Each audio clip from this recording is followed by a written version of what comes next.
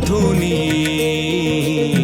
বাংলাদেশের ঐতিহ্যবাহী রান্না।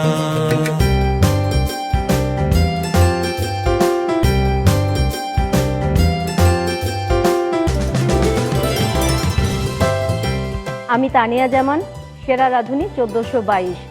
রাঁধুনি বাংলাদেশের ঐতিহ্যবাহী রান্না বইটির থেকে করে দেখাবো আম ডাল। সঙ্গেই থাকুন।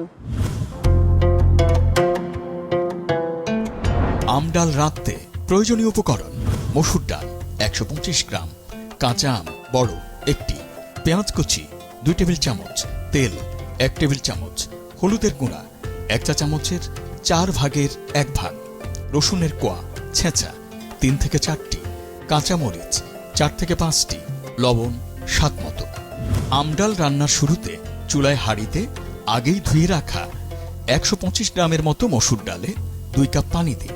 এবার এতে 1 চা চামচের 4 ভাগের 1 ভাগ হলুদের গুঁড়া, স্বাদ মতো লবণ এবং 1 টেবিল চামচ পেঁয়াজ কুচি দিয়ে নেড়ে ঢেকে জাল দিন ডাল সিদ্ধ হওয়া পর্যন্ত। ডাল সিদ্ধ হয়ে গেলে ভালো করে ঘুঁটে ভেতরের নরম আটি ফেলে ফালি করে রাখা কাঁচা আম ডালে দিয়ে আরো কিছুক্ষণ জাল দিন আম সিদ্ধ হওয়ার জন্য। অন্যদিকে চুলায় আরেকটি প্যানে 1 টেবিল চামচ তেলে 1 টেবিল চামচ পেঁয়াজ কুচি ও 3 থেকে 4 কোয়া ছেঁচা রসুন দিয়ে বাদামি করে ভাজুন। আম সিদ্ধ হলে 4 থেকে 5টি কাঁচামরিচ দিয়ে আম ডাল পেঁয়াজের হাঁড়িতে ঢেলে দিন।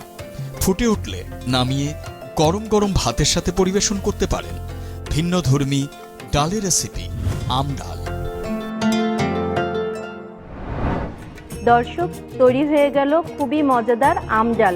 নিশ্চয়ই রেসিপিটা আপনাদের ভালো লেগেছে, আর ভালো লাগলে অবশ্যই বাসায় তৈরি করে দেখবেন। ধন্যবাদ। রাঁধুনি বাংলাদেশের ঐতিহ্যবাহী রান্না।